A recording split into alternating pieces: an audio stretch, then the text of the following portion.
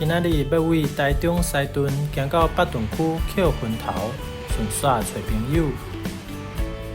根据立法院1102年的研究资料，台湾每一年消费362亿支薰，其中至少有5亿支薰头予人无白蛋。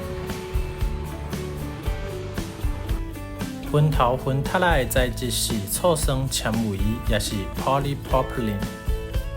这款的塑胶纤维10年以来拢无法度自然来分解。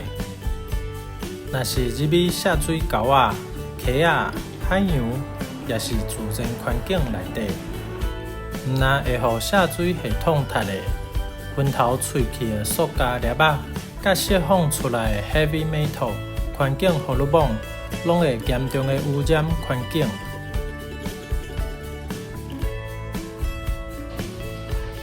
今仔日除了哪行哪捡薰头，我嘛家己扎环保池、杯仔、骑 U-bike 坐公车，这拢是真好的永续行动哦。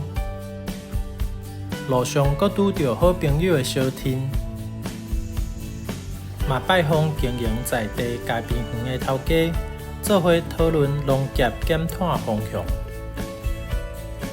沿路捡起薰头，环保城市旅行，交流永续理念，实践净零生活。